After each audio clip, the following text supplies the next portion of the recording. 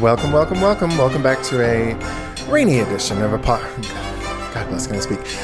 A rainy edition of A Guide to Poor Parenting, a podcast where me, Jason, and me, Jennifer, have a few drinks and talk shit about our kids. Please follow us on Instagram and YouTube at Guide to Poor Parenting. And Facebook, TikTok at Poor Parent Pod. And if you have any funny stories about your kids, or if you need some bad parenting advice, call us at 256-274-1329. And leave a message, please. Yes, let us know. Yes. Jennifer. Yes, sir. How's your week been? Busy. Yeah. It's been a busy week. We're recording this on Memorial Day weekend, so I'm happy to have tomorrow off. Ditto.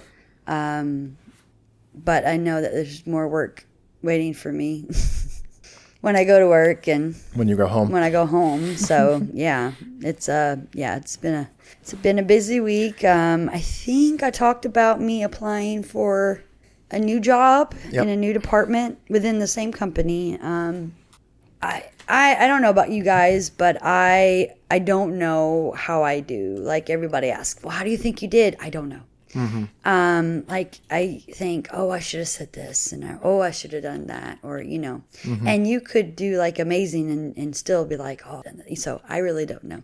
And then I go back to my desk, and then someone's calling me on my cell phone, and because there's so many different places that could be calling me that is not saved into my phone, I used to ignore anybody that I didn't know, but now I answer everybody. Right. Which really sucks because at least once a week, someone calls and asks if I want to sell my house. And I'm like, if I want to sell my house, there'd be a for sale sign. And they're like, you got any other properties? I'm not rich, motherfucker. You know what neighborhood I live in. No, I do not have any other properties. No, thank you. Goodbye. And, Fuck but off. This was actually work calling on my cell phone. I don't know why they didn't call me on my work phone, which just that is weird. But HR calls me on my cell phone, and she's like, hey, this is so-and-so from HR. Just want to let you know that we are going to post the job externally. Mm-hmm. And I'm like, oh, okay. So they told me I would know in a week. Now it's probably going to be like a month. She said I was still in the running, so that kind of, I could still get it, and but they're just trying to find someone that has more experience in this position, which I kind of understand because, I'm going in saying I've solved this procedure, but I have not done anything with, anything else. So, but I was like, tell them I'm a fast learner. I probably, because I try to make that clear in the interview. And, that, I could do it, She did say, though, that out of all the interviews that she sat in that I've done, this was probably the best one I've done, in her opinion. So that kind of made me feel, not hopeful, but like maybe. Yeah. I know I'm not like I have a job. Yeah. Whether I get it or not, I'm secure. I just, I've been in the position I'm in right now for like 9 years. So like I kind of want to do something else. Yeah. Because I know all of this. Like I'm very experienced in the job I'm doing right now. I know you don't have a bachelor's. Does this job? I assume this job doesn't require a bachelor's, right? No, they wanted they said like we would love for you to have an associate's, but in lieu of having this many years in like billing or something like that. Yeah. And I was like, well, I have an associate's in business. And then I, on my resume, I put that I got those with great distinction in business and general studies or whatever it was. Like I got 2 extra, like, not plaques, but like kudos. No, papers. Oh, okay. Just like the diploma. Oh, okay. So like when the diploma came, I got 3 different thingies. So like I definitely put that in there that I was, that I got that with great distinction, because that makes it sound like I was wonderful in my. You are wonderful. In my my schooling. I know for a fact you were a whiz at math. Yeah, sure. I fucking hate math, guys. But like, it's just now in the air, and I don't like the anticipation. Yeah. Well, you've also got a lot of other stuff going on too, so it's like adding on to Yeah. that. So I'm just trying not to worry about it. If it's meant to be, it's meant to be. We're going into a new whole system in August. And so there might be other jobs then if I don't get this one. So what is meant to be will be. And Que sera, I'm sera. gonna, que sera, sera. I love the movie Heathers. That's just Oh, I didn't even know that was associated. I was just thinking of it's in Heathers. I'm a big dork. Like anytime I hear a song, I can associate it either with a movie or I can make a music, or if I hear a lyric, I can sing the song. I just know the Doris Day song, so that's all I know. Yeah, so I'm a big dork. Yes, she is. We all know. And so I'm just doing my job and waiting. I should hopefully know end of June, I would say. I'm hoping no one applies because what I've heard, like the external jobs, a lot of times the people who have like bachelors or like have experience in this get paid more than what we're starting them out at. Yeah. So they look at the pay and they're like, fuck that. I've already done this job and I'm made more at this company than your company. So I'm hoping that happens. That's why, like, when you said they were going external, I was like, I bet they're going to have a hard time finding that perfect candidate that has that right amount of experience that's willing to take. Not that y'all pay bad, but, as just knowing where you work, it's like, I can't imagine y'all pay top dollar. Well, and the thing is like, when you start off, I don't think when I started off, I was a teller, so I was making more than I was making at the bank that I had worked at, but it wasn't like I had all this, I had 5 years experience and then I'm getting paid more, but it's not like, top dollar, like you said. But since I've been with the company for 19 years, I'm fairly paid. Yeah. I get paid pretty well. I couldn't go out and get a job and get paid what I'm being paid right now. So I'm hoping that's what they have because I want out of the basement because both departments that I've worked in have been in the basement pretty much of the 19 years. Majority of the time I've been in the basement. So I would love, I don't even have to have a window, but it would be wonderful just to walk to like another area and be able to look out a window and be like, oh, it's raining. Because right now I have to climb 2 flights of stairs because I don't like to take the elevator because they are out of order a lot. Oh, okay. And I don't want to be stuck in an elevator. Plus, I want to get my like steps in and try to work on my knees and my foot and that sort of thing. But just to see how it is outside, because my phone could say, oh, it's pouring, really heavily, and then I look out at work because it might be based off of like where my house is, and it doesn't necessarily mean that it's raining at work or whatever. So but yeah, so that's what I'm waiting on is that I'm loving that we have a 3-day weekend and Me too. a 4-day work week, so that means we'll be wicked busy, but it's only 4 days. But other than that, it's been okay. And you've been doing a little spring cleaning. Oh yeah, Forced spring cleaning. Yeah. Oh, so much dust. I was just covered in dust. It's crazy. But Your house is like weirdly dusty. Yeah, well, especially that back room where the dogs are. I think it's just because they bring in a lot of dirt. And, maybe, but like even when I don't know, every time I go over there, I can almost feel it in my lungs a little bit because it's just like, ooh, it just feels dusty in here. I don't know. I've always thought. Are you judging my house? Yeah, but I come over and I still love you. Yeah, but I've always been like, I feel like maybe there's something up in your vents need to be cleaned too or something. And it might be, but I just don't have time or the strength or the energy or the. You got too much going on otherwise, but I've always been amazed. It's like our house gets dusty because I'm lazy. Yeah. But your house feels dustier than like, or just, and it's like it's obviously coming from outside. Yeah. Because I can see it's like clay dust. Yeah. But it just feels like the dog. So Jennifer has the back space in her house she uses for an office/dog room. Well, not an office anymore. It used to be an office. Yeah. But it's the biggest room in the whole house, and the dogs have it.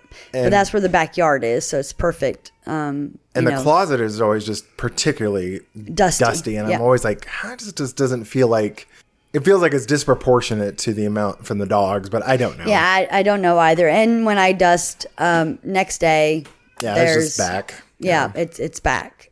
So I do dust. I promise, guys. Oh no, you I got Swiffers. But yeah, how's your week been? It's been so. I was actually thinking. I'm trying to remember what. So just for our listeners, if you're hearing something in the background, that is my sweet grandson Elijah crying his little head off. His mean parents are abusing my grandson. Probably doesn't have a bottle or something, and Milo just snuck in. So hopefully we'll get to too. He won't be chewing on too many cables. But it has been a bit of a whirlwind. We, let's see. I don't know if I talked about it. I went to Texas with my mom. Mm-hmm. I think I may have talked about that. I think you did. Because you were talking about your cousin. Yes. Oh, yeah. Giving you shit about how... Not being close. Yeah, you're not close to that side of the family. Yep. But two things from that. Uncle, the cousin that was calling me out, her dad, he's 90 also, and he had a mini stroke. Mm-hmm. It's kind of like a precursor stroke to a bigger one. Mm-hmm. So, but he's already on hospice, so they didn't take him to the hospital. They're just like, make sure he's comfortable. Right. So it's just like, it's probably not too much longer. The other thing though, my Aunt Faye, was really doing pretty bad. Like she could barely walk. It took 20 minutes to get from not 20 minutes, but it took a long time to get her from the couch to the car. Mm-hmm. And it was really hard getting her over the hump of the door stoop. Mm-hmm. We were bugging the shit out of my uncle to get her on hospice or something of her home health, because he's taking care of her and he's almost 80 himself. Mm-hmm. And she's 90, right? She's 90. You celebrated her 90th birthday while you were there. Yeah. So he finally took her to the doctor and she's on hospice. You didn't tell me this. Yeah, she's on hospice. We called her Friday, and she's getting it 5 days a week. So she's getting... But hospice is scary because that's just like waiting to die. If you'd But at least she's getting help. If you'd seen her, you would understand why. She was... Yeah, you say that you're like scared to hug her because you're scared that even like a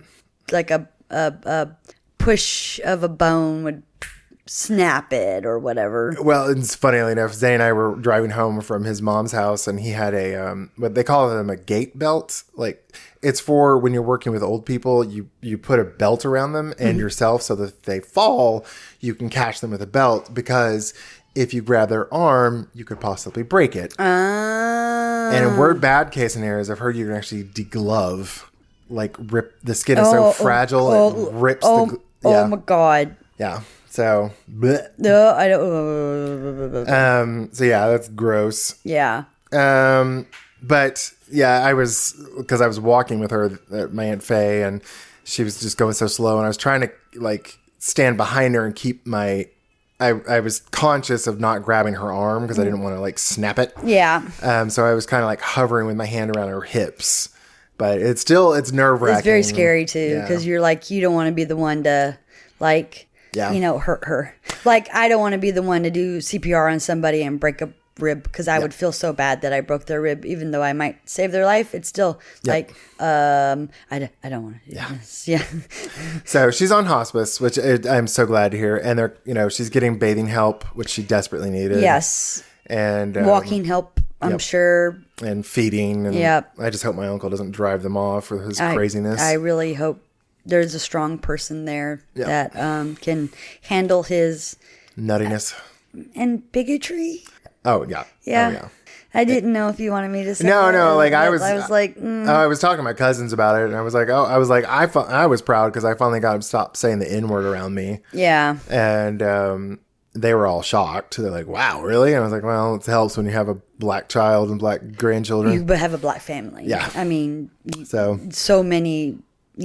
2 black kids and then 4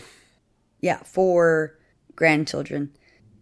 So yeah, it was. I was glad to hear about that. The other thing I know I didn't mention this because I was after we got done with our last podcast where we talked about the being in Texas.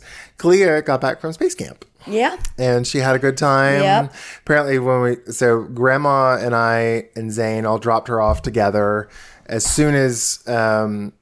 We got there, got her checked in, and then Zane was going to take her back to her bunk and get her checked in and help her set her bed up. And then Grandma and I left for Texas. But she was kind of upset because I'm thinking they put the classes together. And if you were in the same class, you got to sleep with your friends or sleep in the same pod with your friends because she didn't get to sleep with some of her friends. And she was apparently got upset because there was a girl in her pod that she didn't like. So the girl in the pod actually was lying and saying stuff to Clea. No, to I guess the teacher or the space camp people. Oh. To get herself put into there. Oh, Jesus. Is what Clea said. Oh. So she was a little bit of a conniving little. Yep. I don't like her. From what Kalia said. From what Kalia tells me, I call her the bitch. And Kalia just kind of, you're not supposed to say that, Auntie Jay. I was like, you're not supposed to say that. But from everything that you tell me about her, she's a little bitch.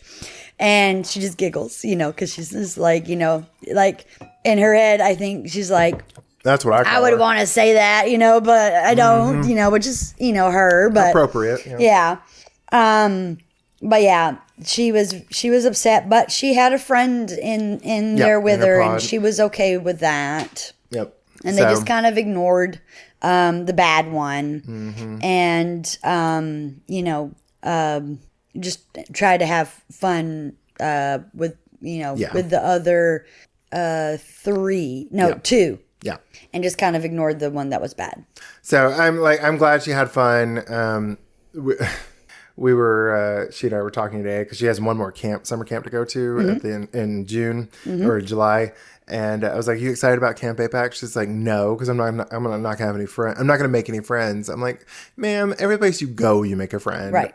And she's like, "Well, I didn't make friends at space camp." I'm like, "Yeah, you went with your friends, so you didn't have to make any friends." Right. You little shit. Well, that and she always does that. Yeah. Oh yeah. We'll go to the park. I don't have anybody to play with. And then you're like, I don't care. I've brought you here, so you're going to go play and you're going to go make friends.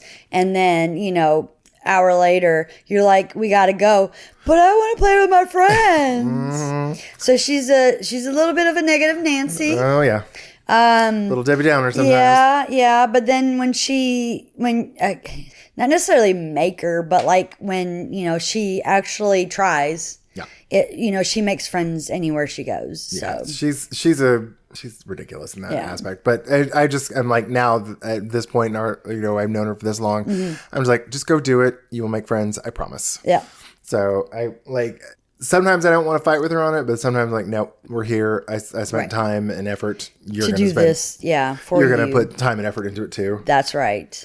Yeah. And then, did Mama get her shoulder hurt from the trip, or? Well, that was the other thing I was going to talk about. Poor Mom. I didn't know if you were going. If you.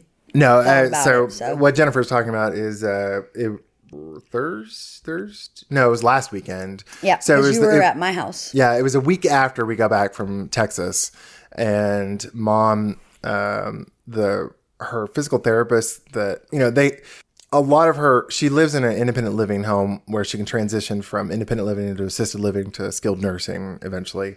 And she, they have physical therapists on call who make them work out and they, work on their balance and that sort of stuff. And so Mom signed up for it, and I'm really glad she does it. Right. She's strengthened up quite a bit. Right. And she does the little exercise room that they have. And they do balloon volleyball, which is so cute. Yeah. But the physical therapist was like, well, let's try some shoulder stuff. I guess I don't know what the goal was, but they recommend her laying on her back and raising her arms up and doing something with her shoulders. Okay. And that set off something in her shoulder.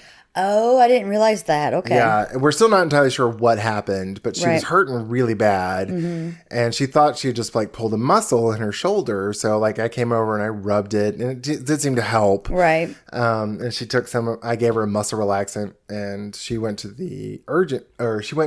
an orthopedic doctor, and they're like, they X-rayed her, and they're like, well, it's not, we're not seeing. Like a tear or... Yeah, we're not seeing it. We're pretty sure it's just a strain. And so they gave her some prednisone, which is a steroid, and some muscle relaxants. Because I gave her like one of mine from my hip surgery. Right. And... Don't tell nobody, guys. Yeah. We're not sharing... She stole it. I didn't see her take it. Yep. Anyway, it didn't seem to help. The prednisone wasn't doing anything. So... I took her out on Friday for lunch, and she was hurting all week long in her shoulder. Right. And it was just like one specific spot. And so we kept thinking it was muscular. And I took her out for lunch. My brother took her back to the orthopedics. She's like, my arm's starting to go numb. Oh, and so scary. Yeah. And so the doctor's like, the orthopedic's like, well, your arm is going numb and your blood pressure is like 180 over 90, which is, mom tends to run really high in general. Okay. But when you're in pain, it's going to run even higher. Right. So he's like, I think you might be having a heart attack, and I'm kind of scared to treat you right now. So would you go to the emergency room? So she went, and Kyle dropped her off, or took her at like 3:30, I think. Mm-hmm. I came over around 5:30 and like completely fucked something up with Jennifer because I made her. She asked me to go. You didn't fuck anything up. I just misread the text message. She asked me to call in a pizza for her, and I misread it saying I thought she was going to pick up a pizza at that time. Anyway, so I went and hung out with mom until she got admitted and taken back, and they finally did an MRI on her, and my mom's been dealing with a hip pain for 15 years now, maybe. Yeah. Where it's like degeneration in her spine is pinching a nerve, and it's making her hip hurt. Right. Well, they're like, same thing in your shoulder now. So they're like, take this to your pain management doctor. He has access to the MRIs because they're associated with the same hospital system. Right. And they could probably do a shot in the neck to like alleviate some of the pain. Right. So they gave her some hydrocodone, and they're like, just let them know we gave you this hydrocodone. And so she's just suffering right now. Another ache and pain. So I just feel so bad for her. Yeah, I feel so bad for her too. She's hurting, but there's not much we can do about it.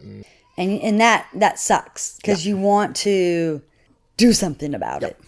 And it because it's her arm, because it's hard for her to lift or do anything with that arm. It's weakened it. Yep.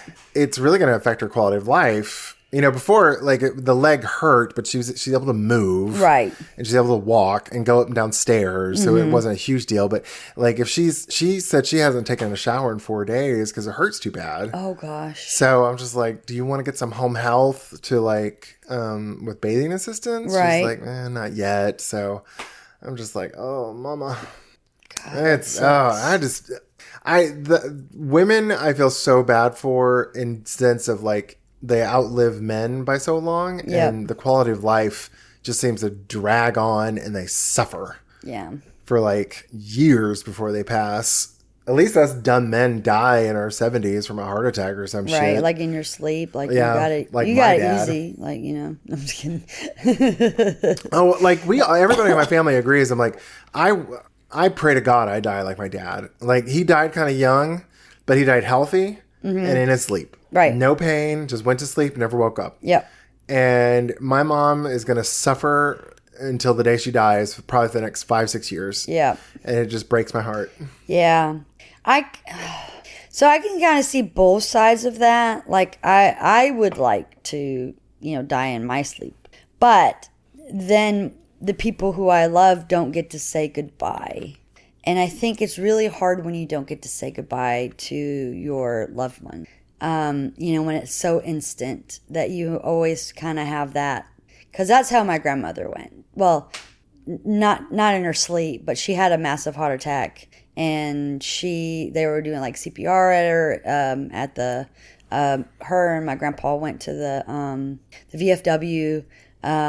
They were just there drinking coffee and chit-chatting with all the people there, and she just kind of fell off the bar stool, and that was it. But my grandpa had to, like, see all of that. And then I didn't get to ever say goodbye to her. Yeah. You know, and the way that my life was, it was always, you know, like, we were gone chaotic. Back and forth so much that, you know, I always said bye, you know, of course, and if we were on the phone, I always said I love you, because I mean, I didn't really, I don't know if I had known, I had known death of friends, which was even harder to me, before I had death of my grandma, because I was 16. But like, I don't know. It's just hard. And I mean, I get that, but I think a lot of that's your people pleasing. And it's like, but if I had to choose between me suffering for 10 years or. Right. Well, that's you. I guess I'm just thinking of the other people. I mean, I would be sad for my relatives that they couldn't get to say goodbye to, but at the same time, I'm like, I think I'd be like. Well, I mean, you're happy. Yeah, because you're dead, you know. You don't get to see the aftermath of it, but like Zane waking up to you dead in the bed, like, you know, that. I don't even, but if I had to like suffer for 10 years and he had to take care of me. Yeah. I know. I see that part too. Yeah. I mean, I certainly wouldn't want to die right now and traumatize my like grandkids, especially the one I'm raising. Right. But yeah, if I'm like, I just don't want you to right now. Well, I don't want to die either. But I'm just saying, like, if I've lived a good long life, like my dad did, where he's accomplished a lot, seen a lot, done a lot, been loved well and loved other people well, I'd be like, take me into the light. Right. I'm good to go right now. Right. But it's hard. But man, watching my mother suffer like this is also hard. Oh God, it just breaks my heart because there's nothing you can do. Right. And you know, it's not like cancer where it's like, oh, doctor, you didn't. This is gonna end at some point, and it's not like, oh, doctor, you're not doing enough. It's like there's nothing they can do, because there's just her body failing her. Right. And I worry about that with you too, just because you're having the milder version at the moment where it's like your head constantly hurts, your foot constantly hurts, your knee constantly hurts. And I hate to see what 85 is going to look like for you. If I get there. Yeah. Well, like, I'm glad I got to 44. Like, you know, woohoo, party time. Yeah. Yeah. I mean, I can walk though. Yeah. You know, if I do get older and, well, I'm going to say I am going to get older. I hope so. But I want, I don't want dementia or Alzheimer's or Parkinson's, or because, you know, they had misdiagnosed my Rusula Oma, which was my great grandmother, with Parkinson's.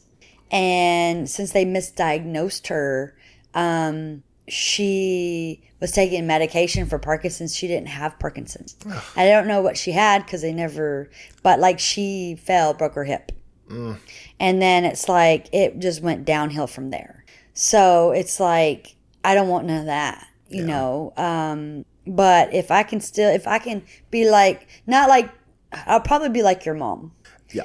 But if I can, you know, still kind of get around, hell, even if I have to have like a little hover around or whatever, and still have not my memories, because fuck, you know, but I know who you are. Yeah. Because you're my family or whatever, then I'm okay with that.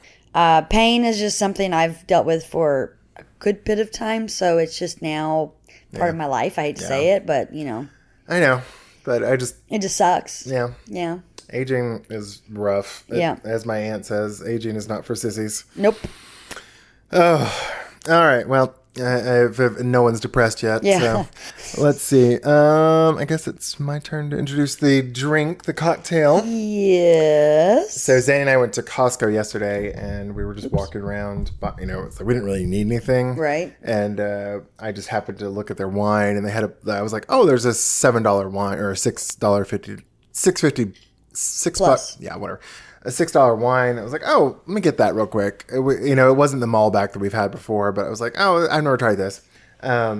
But it's not a Malbec at all. No, it's not. Well, I just like I was trying to find stuff that we hadn't had because the Malbec we've had was there too, and I was like, oh, let me try this. So the more we drink it, the more it's growing on me. Yep. But it is all right. So I'm going to read it from the top of the bottle, but it says a Grand Vin de Bordeaux. So it's like a fine wine from Bordeaux. The winery is Chateau Plaisir. Plaizirs. Plaisirs. But it's a Cotes De Bourge. When we first tried, so just to pull back if you watch our TikToks and our YouTube shorts, right, we do the cocktail review usually before we do the podcast. Before the podcast, and at first I was like, "Oh, I'm not loving this," right? Because it was super dry. I still don't understand what that hit was when that first sip. It doesn't have the hit no more. No, it's definitely growing on me. And I like it a lot now. Yeah. But it's a Cotes De Bourge. I would actually recommend this. Like that. Yeah. After the first glass, it's like I'm really liking it now. Yeah. Could be because I'm a little bit tipsy, but it's so sad. First class, you're tipsy. And then I think it helps with our snack. Yeah. We haven't said what it is yet, but I think that helps too. Yeah. Yeah. So all right. So we've had our cocktail. So let's take a quick break, and we'll be right back. Yep.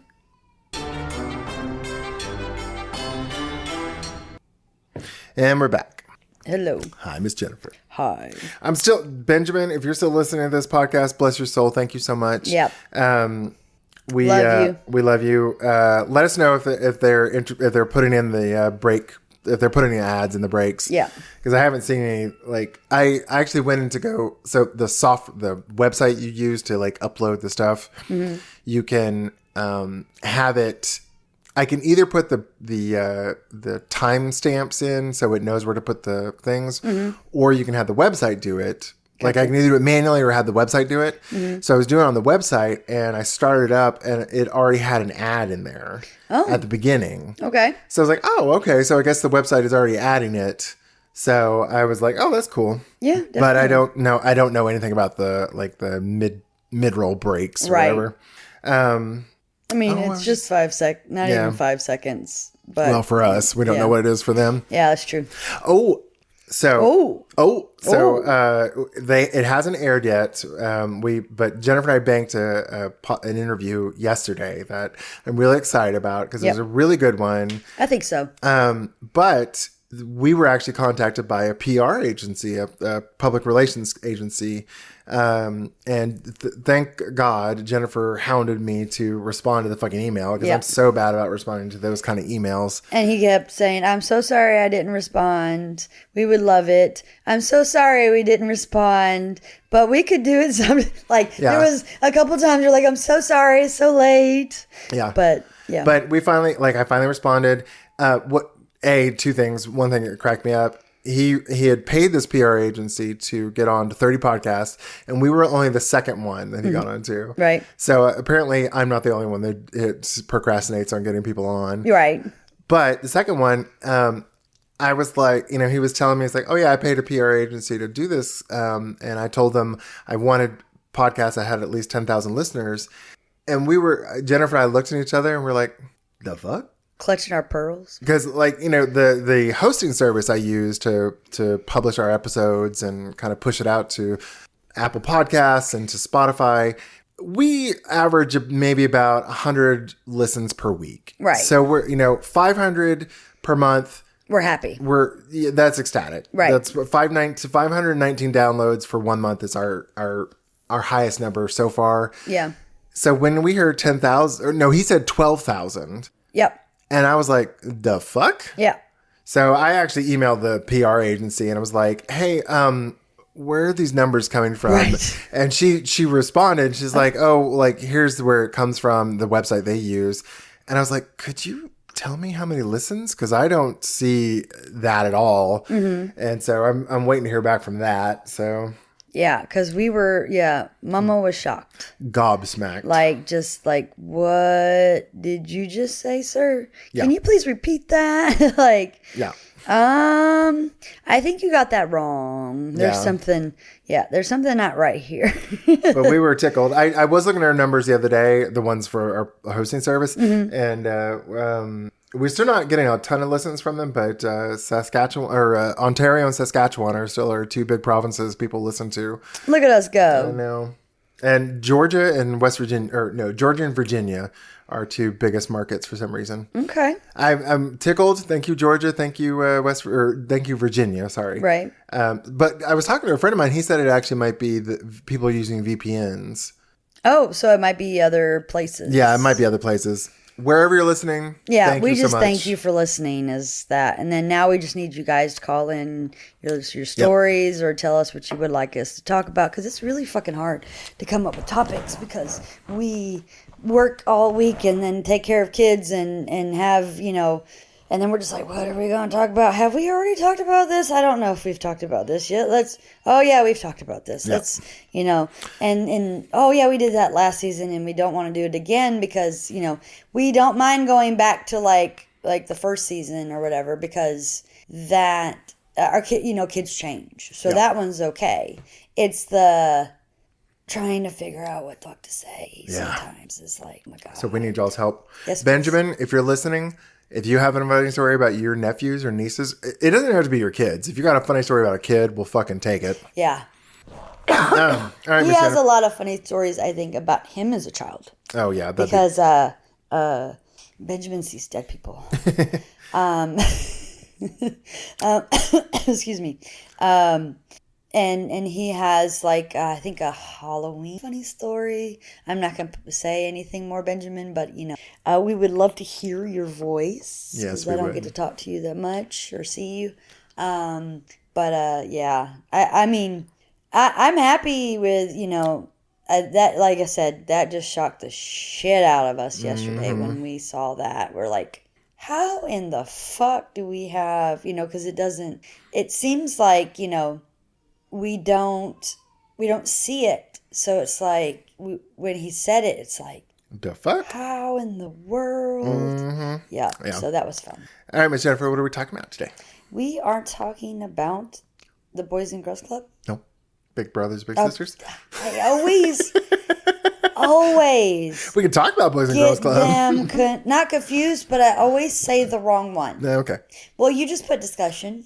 Oh, well, it's in the title, not the... But I'm not on the title. You're right, you're right. Sorry. But, so I couldn't read it, so I was going off my memory, and my memory sucks. But we were talking about Big Brothers, Big Sisters, because Jason was a big for... We have intimate knowledge. The longest time. On both ends of it. Yeah. He got an award for the longest? No. Just... I don't know what it was for. Amazing Big Brother. I don't know. Yeah. So for long service, but yeah.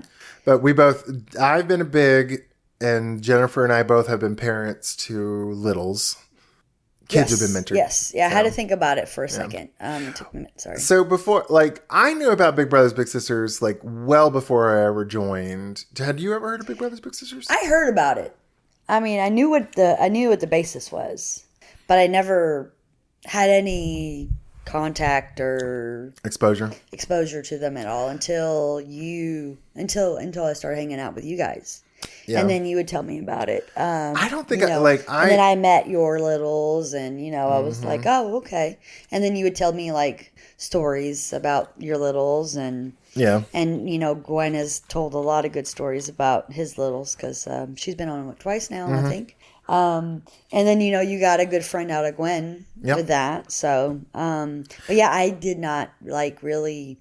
I mean, they're a nationwide program. I know I've heard of them before, but my family is pretty well exposed to adoption because I've, my brother's adopted. On my mom's side of the family, we have 3 or 4 adoptions. On my dad's side, we had an adoption.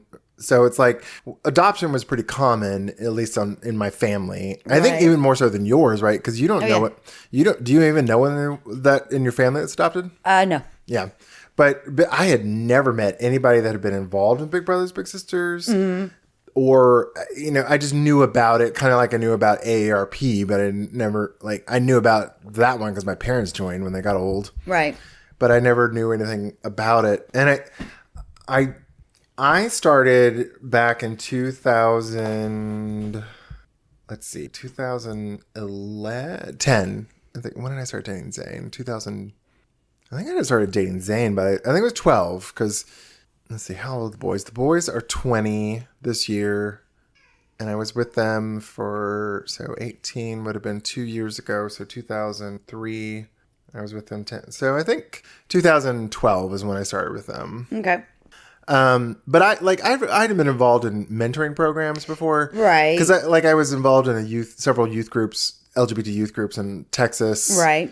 And I had volunteered with one here in Alabama, and I wanted to do more volunteering work, but there wasn't a ton that I could do for youth. So I knew I wanted to adopt at one point. Right. Like, it was like, regardless if I had a partner or a husband or whatever, I was like, I was going to adopt. You wanted to be a daddy. Yeah.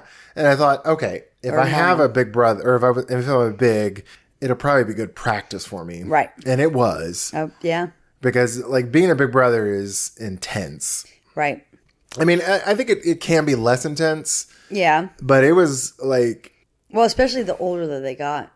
Yeah. I mean... It was a lot of kind of like, I don't want to hang out with you. I want to hang out with my friends. Or that was for a little bit. Honestly, I will say, the hardest part, and Gwen, if you're listening, I apologize. It was when you're dealing with a single mom with twins, there's always a need. Yeah. And it's hard not to get yourself burnt out by I can help with this. I can help with that. Right. So I kind of said, I had pretty set boundaries about okay, it's going to be once a week, this date, after I'll pick them up from school and we'll hang out for a few hours and then I'll drop them off at 8. Right. And I did that for 10 years. Yep. But I know other bigs who at least 2 others that they would be 2 or 3 times a week. Yeah. And I'm like, that would burn me out. Yeah. And even with Gwen, I was for a while there in middle school, I was picking them up from school every day. Oh, wow. I didn't realize that. Yeah. It didn't last super long, but I eventually told her this is burning me out. Mm-hmm. So you got to figure something out because I can't keep doing this because I was having to leave work to pick them up and take them home. Right. So we did work something out, but it was and I know, and I was lucky because Gwen was upper middle class and she didn't need me, but it was very convenient. Right. But if Gwen was, lower on the socioeconomic spectrum, the need can you buy them clothes? Can you? Right. Because I've heard of that stuff happening a lot with bigs. Yeah. But even with an upper middle class mom, it's just the need is I become a surrogate father. Yep. And so it's the needs just are always there, and it's hard to say no. Right. And then you had twins. Yeah. That you bigged, and so it's you were okay, this twin, then that twin, and then you didn't want one twin to be jealous because you did this with this twin. Well, let me explain that one. Oh, okay. Because I started with Matthew, and we were John. So I had twins, Matthew and John. Matthew was my original my twin. I almost said bottom. My original okay. Little. That's a Freudian slip right there. My original little. And then John had his own with a guy named, I don't remember. It doesn't matter. It doesn't matter. It was a Brazilian guy. Brazilian dude was with John for 6 months, maybe a year. Yeah. Went back to Brazil. They still talk occasionally, but there were other issues there. Right. Then John got another one named Sam. Sam was a great guy. Hot as fucking hell. He was you're I'll be your little. Yeah, I'll be your big daddy. No, but Sam was mid to late 20s. Mm-hmm. He had an infant. And he was going to go into medical school. And he's I'm using big brothers, big sisters to pad my resume. Oh, that is not what you want. And then he ghosted John. He just stopped responding. And and after being with big brothers, big sisters for a while, it happens a lot. It happens a lot. So much, yeah. Yeah, it is very rare for a match to last more than 2 years. Yeah. You are the exception to the rule. Yeah, exactly. That was what I was going to say. But with you, especially with twins, staying that long with them, and still now, you're if you want to talk to me, because they're grown and, Yeah. Well, what Jennifer's talking about is, well, I'm going to go back a bit. Okay, sorry. So after Sam, ghosted, I told Matt, I was like, listen, I got to help your brother. So we went from every week to twice a month and every other week. And then I took John. And I knew that was hard on Matt. But at the same time, it's like, I just felt so guilty. Right. Because John, on a couple occasions, like broke down. He's like, why can't you be my dad? And he was young. He's probably like 10 or 11. But it just broke my heart. Yeah. And I was like, baby, I'm doing the best I can, but this is all I can be for you. Right. So, so from like 8 to 10, or 8 to 11, I was with Matt. And then after 11 to 19, I was with both of them. And admittedly, it was only once a week. Well, all right, it was once a week most of the time. Right. Sometimes they would spend the night with me. They didn't do it a ton because I'm kind of boring and there's not much to do at my house. Right. But, many a night I got called out to come over and help because one of the boys was blowing up. They got into fist fights, and I finally told Gwen, I was like, just call the fucking cops on them. Right. Because if they're getting violent with each other, there's like, what am I going to do? Yeah, I'm not going to step in and do anything. Right. I was like, I'm not their daddy. I'm not going to step and get hit. Right. And I'm not going to they are at the point now that they're physically almost stronger than I am. So just call the cops, please. Right. Because I'm like, I can come over and try to defuse the situation, but there's not much I can do beyond that. Right. But it's probably the best thing I ever did for parenting. Right. Because it really was a training ground as a parent. Yeah.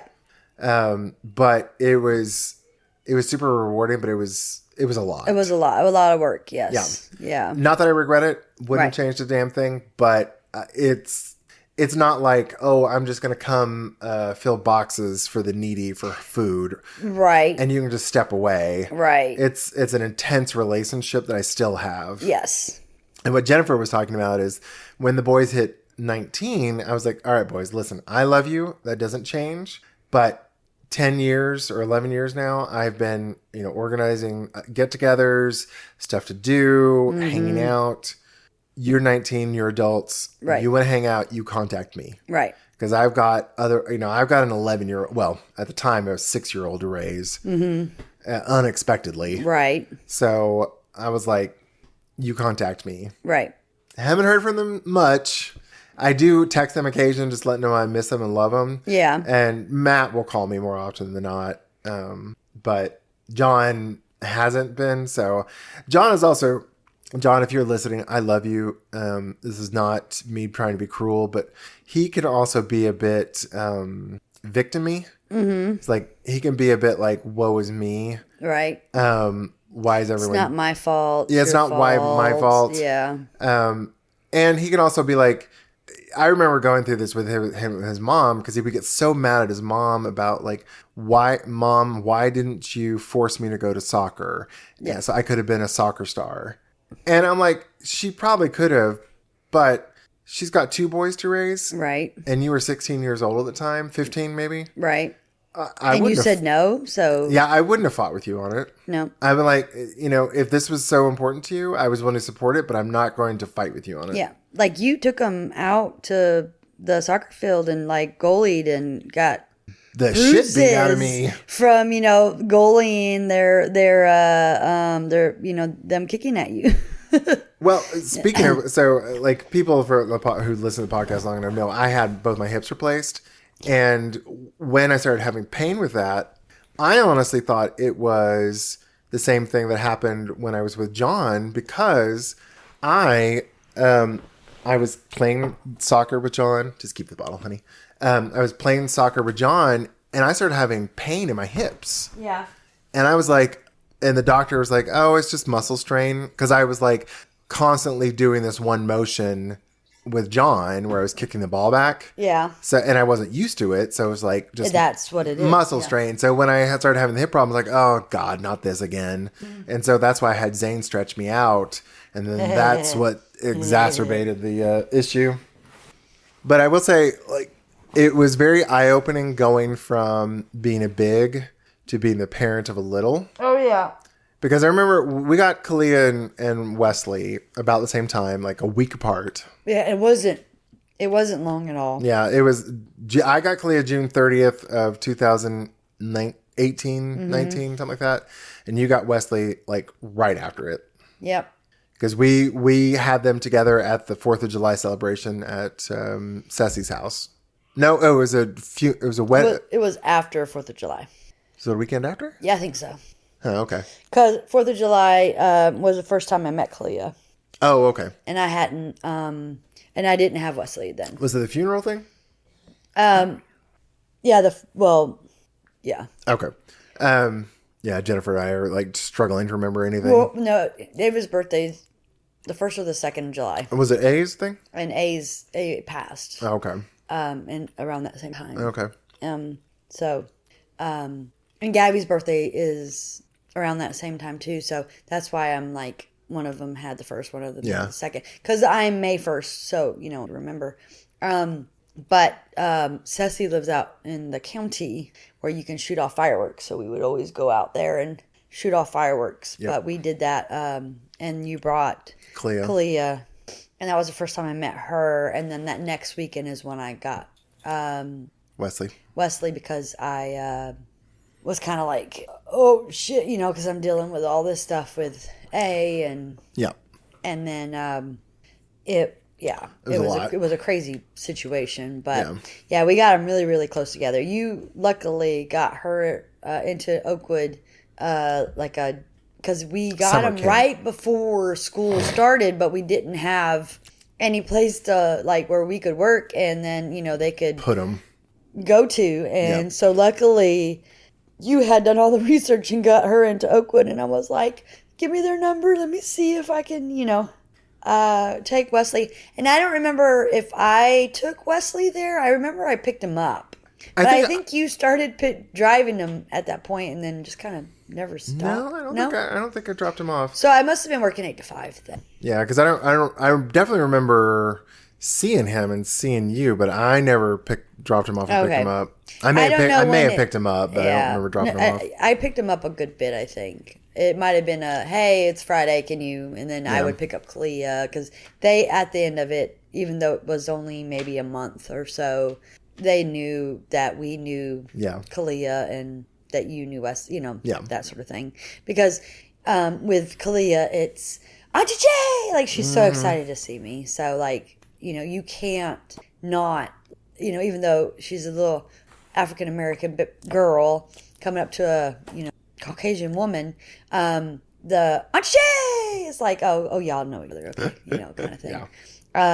So after a while, then it wasn't, how do you give me your ID, and then it was just go ahead and take her, because they've we've done it so many times, just like after school. Who are you here for? Auntie Jay. Okay, Kalia. I know who you're here for. Yeah, okay, that's who you're here for. Okay, But I don't remember when. I remember I was like, oh, I should probably get Kalia into Big Brothers Big Sisters, because she wasn't with her mom, and I was like, she probably could use some positive role modeling from a Black woman who, I even told them, I was like, I would like a college educated Black woman to kind of inspire and be a role model for her and to be a resource. Now she has a college educated white woman that it has a Black family, so I kind of cover it now, I think. And mom is also a lot more involved too. Kiki was at the time her car couldn't reach it. We weren't seeing her as much. Yeah. So, but I don't remember I want to say it was probably maybe a year or two. Couldn't have been 2. You got 5, because at 5, I don't think she had a big yet. And I don't think she had a big until 6 or 7. It had to have been 6, because 7 is when COVID started. Okay. Because we got her, we got her right before, we got her in the 3 months before she turned 6. Yeah. So she got her big. I think it was maybe January, February of 2019. Okay, something so she's like that. 6. Yeah, but nice lady. Yeah, met her a couple times. She was nice. But she ghosted her. Oh yeah. And she just I don't know if she ghosted her. She just she's like, stop calling. I think she realized how hard it is, especially like with Matt and John. They were rambunctious boys. So I was just like, what do you want to do? Right. And they were like, let's go hike. Let's go to dinner. We would do dinner and then go do something. Right. Or lunch or something. Whatever. Yeah. But like the first woman we had for a big sister, she was like, oh, I want to go take her to go like shopping and do nails. I'm like, that's fine. But not every single visit. Yeah. I'm like, that's not what you don't have to buy their affection. Yeah. I like with my little brothers, I told them, I was like, I am not spending a lot of money on you. Right. I buy food. Yeah. I buy food. And if it's under like $5, like not a toy, but like if you want a snack or something, fine. Right. But I am like, even their birthday and Christmas gifts, it was like $20. Right. I was like, you are not coming to me for shit. Right. Not for like toys and stuff like that. Yeah. You go to your mama for that. Right. You're here for I'm not your daddy. Yeah. So I was kind of shocked, and I was like, oh, this is going to be rough. She's going to struggle with this. And then. Yeah. Because it was always like taking her to Brick Street to Claire's, and then. I think wasn't it Brick Street or the mall or something like and that. It was she would always come back with shit Stuff. She didn't need because she's a little bit of a hoarder. And you were trying to not let her or she come with baby dolls or Barbie dolls or and it's like she doesn't need more shit. She just needs you to just spend time with just spend time with her. Take her to the park. Yeah. Run with her play with her on the swings. You don't have to buy anything for them. And I think that was her problem. She struggled and she wasn't sure what to do with her. And I'm sure Kalia at 6, because she's still kind of indecisive. Probably, if the lady was like, "Hey, you want to go do something?" Yeah. What do you want to do? I don't know. Yeah. And probably never voiced anything.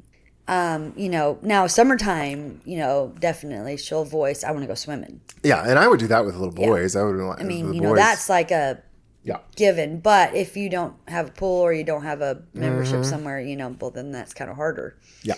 But yeah, she was more into like I think Cleo was her first little, and I got that she was trying to do stuff with her she would do with her girlfriends, and I'm just like, this is a 6-year-old. Yeah.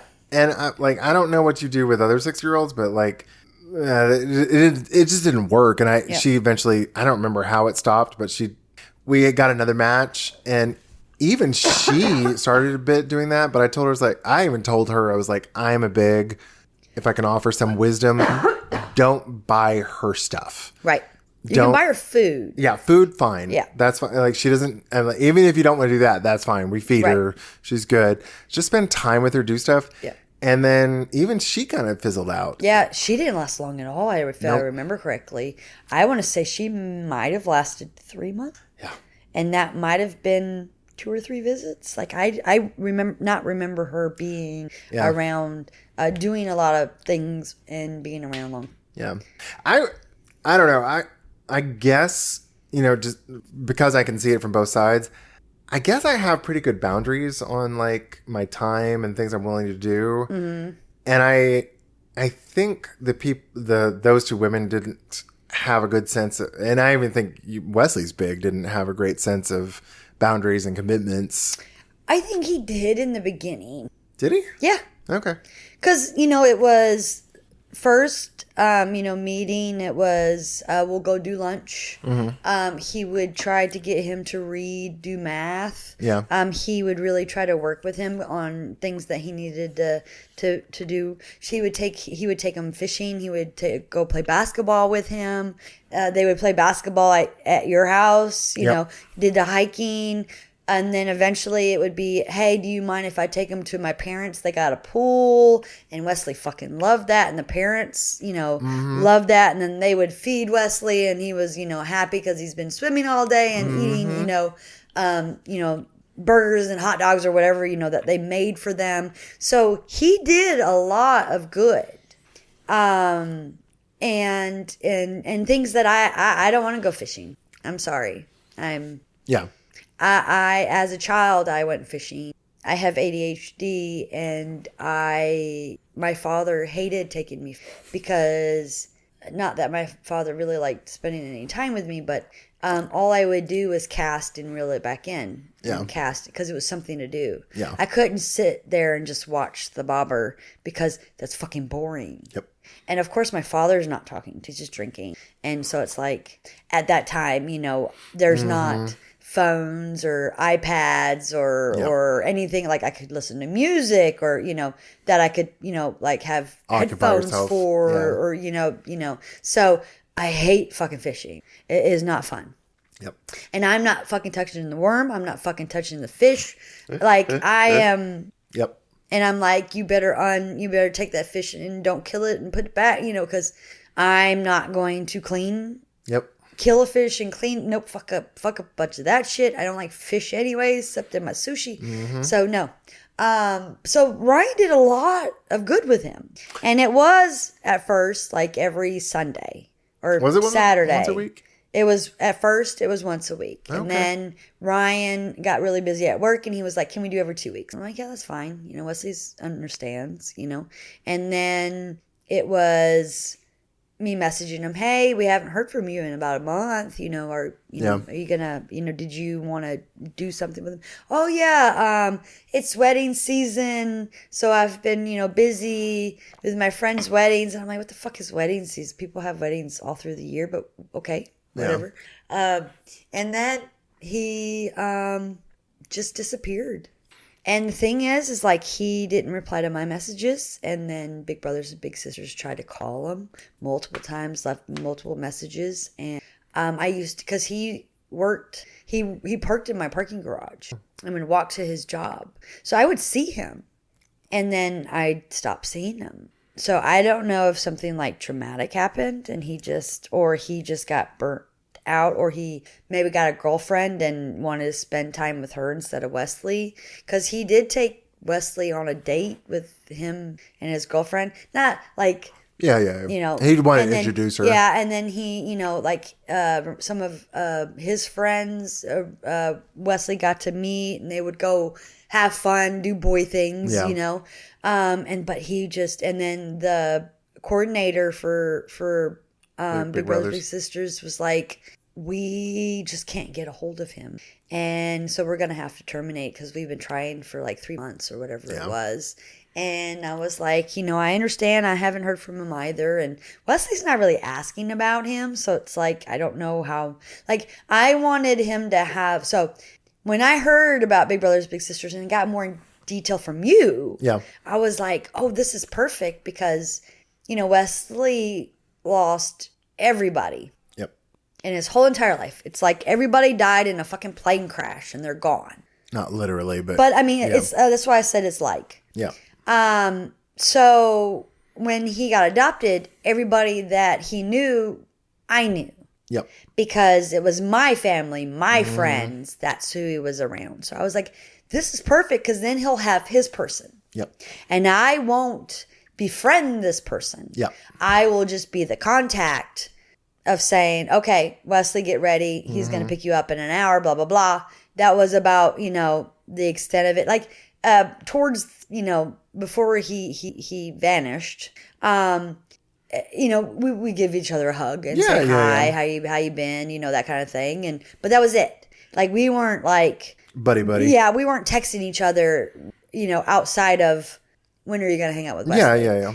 But I was like, this is perfect for someone who doesn't have anyone to have their own person to go to, because I felt like he really needed that. Yeah. Because if I had to befriend all of somebody else's friends, I'm like, damn, I wouldn't want to do that, because not everybody, gels the same way. Yep.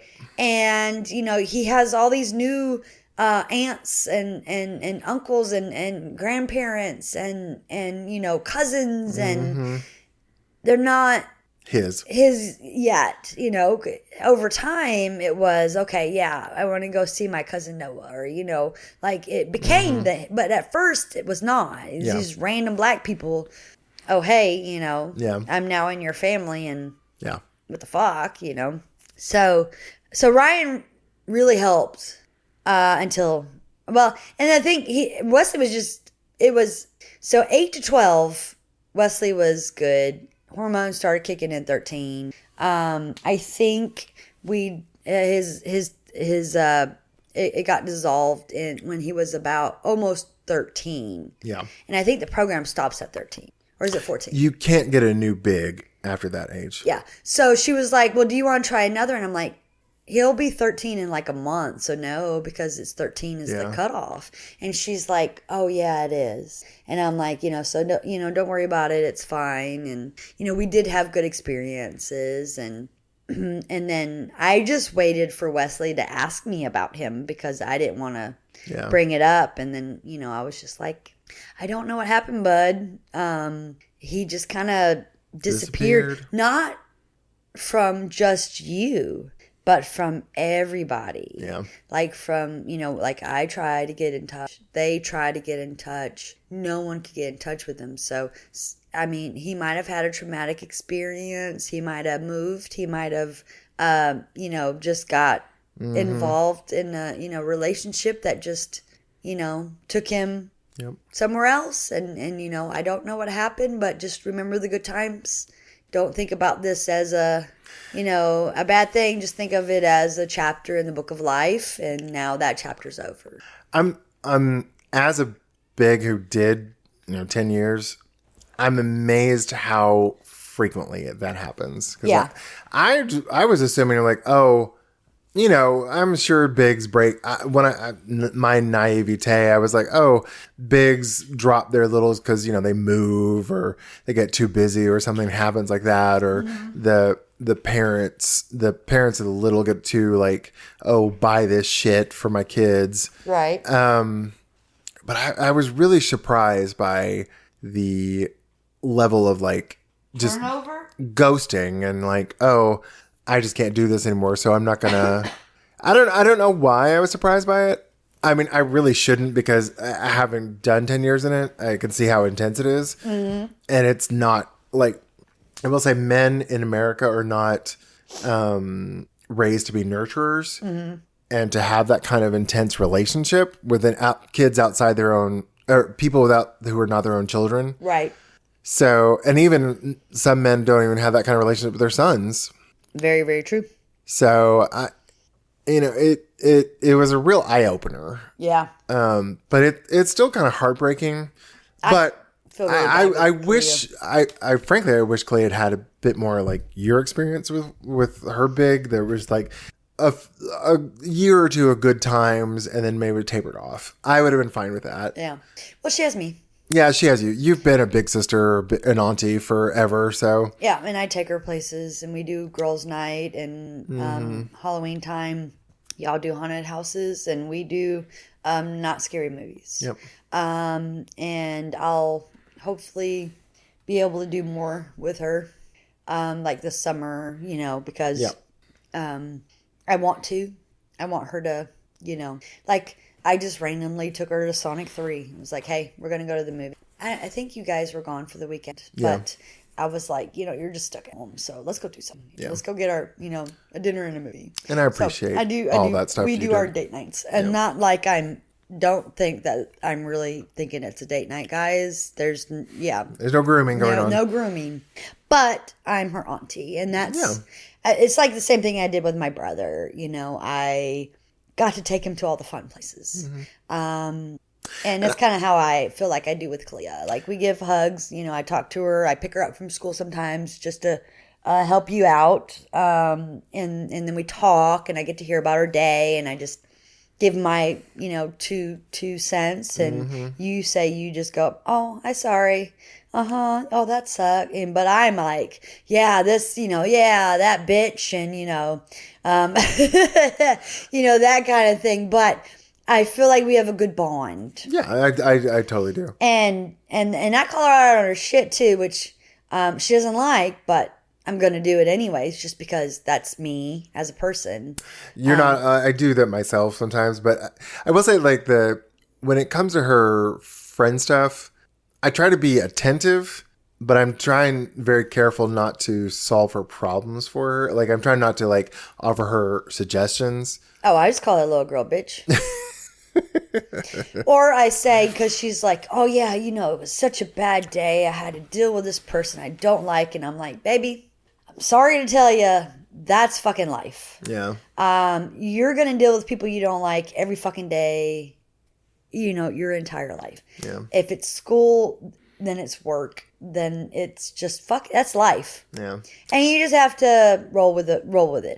Well, part of the reason I do that too, I don't know if you've ever heard this from like TikTok or websites or whatever. Like sometimes when people complain, they're looking for a solution, and sometimes they're looking to vent. Yeah. And most of the time, I think she's just looking to vent. Yeah. So I'm like, I want to be a receptive ear. Yep. But I'm like, I feel like she's smart enough to figure it out. And it's also this is the time when she will figure out these issues. Yeah. So I'm like, for our listeners, I'm not trying to dismiss. Like, I try to be attentive, but I'm also like, okay, I'm here to listen. Right.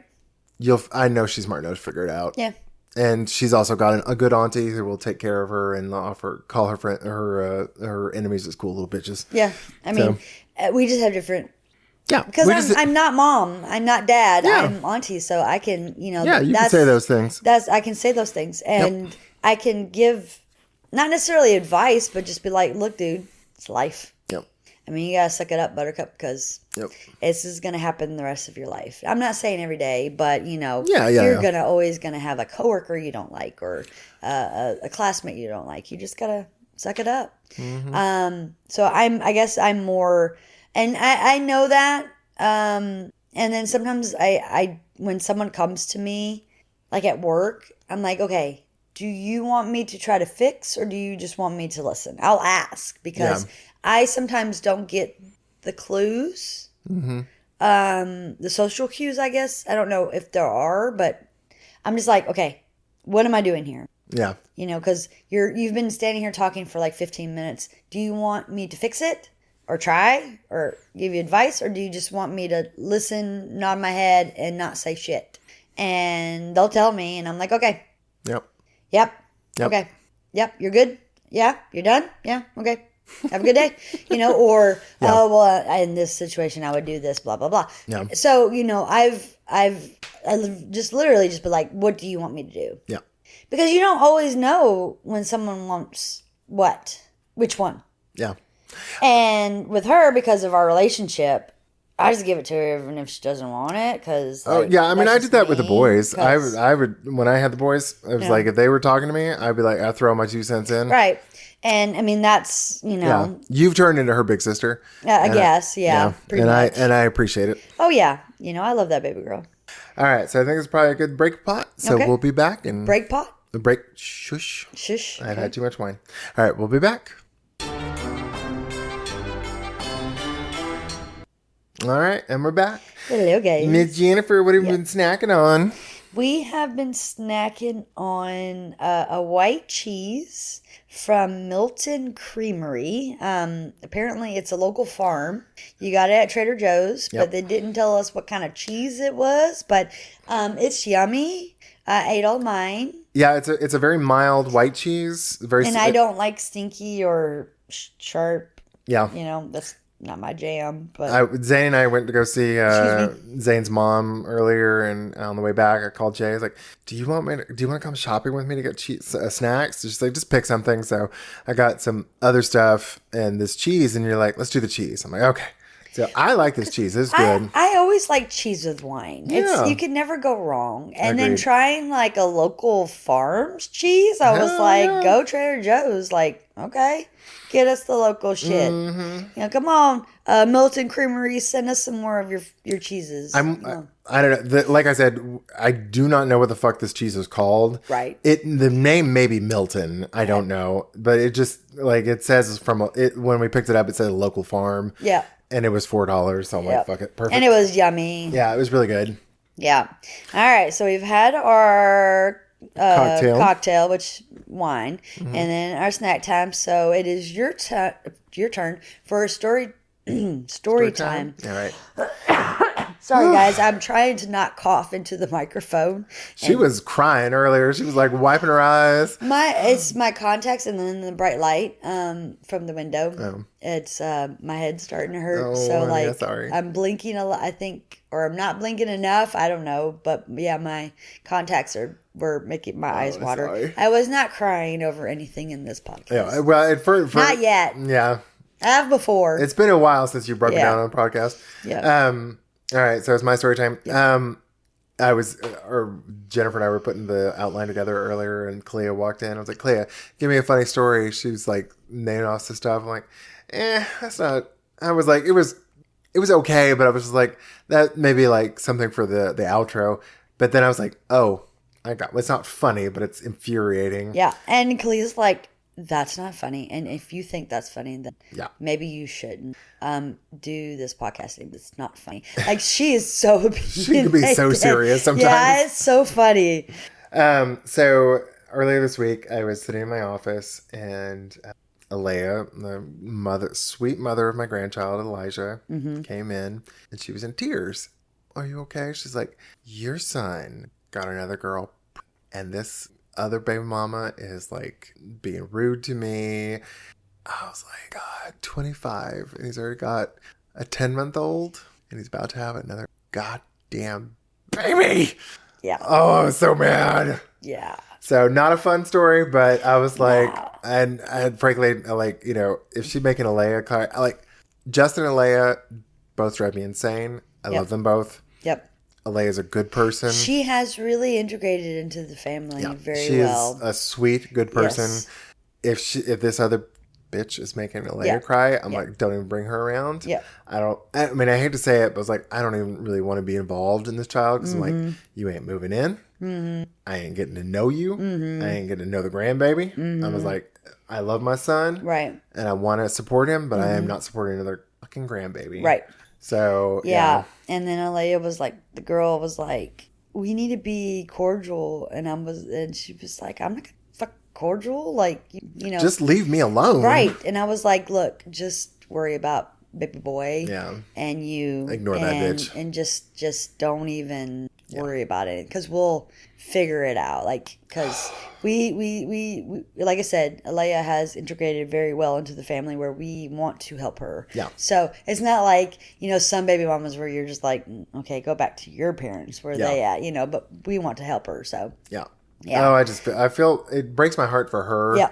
Because she's just in an untenable situation. Yeah. Like, she is trying. She's far away from her family. Her dad can't take her in because he's a truck driver, so he's kind of like a, you know, he doesn't really have a place. He doesn't have stability. In his truck, you know. And mom and her don't get along, and her grandmother is already raising her baby brother, so she's nowhere else to go. Yeah. And she's stuck in this situation, and I was like, I feel so bad for her, but at the same time, I ain't raising another goddamn grandbaby. Yep. So I feel so bad for her, and oh God, Justin, wear a goddamn condom. All right. So for our listeners, if your kids are having babies, oh God, call in.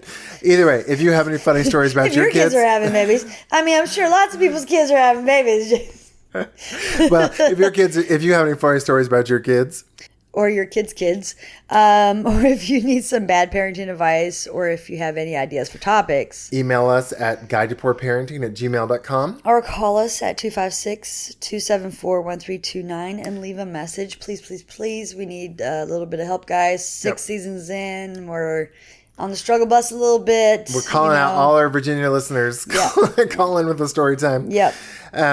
Well, thanks for listening to another episode of Guide to Poor Parenting. And if you like our podcast, please give us a 5-star rating on whatever platform you're listening on. If you don't like our podcast, just like when our kids ask for help getting... Wait, hold on. I'm drunk. Let me just read this. If you don't like our podcast, just like when our kids ask for help getting a loose tooth out of their mouth and then complain when we pull out a pair of pliers... Tough shit. We're getting that fucking tooth It's coming out, motherfucker. I'm not taking you to the dentist again, motherfucker. Bye, guys.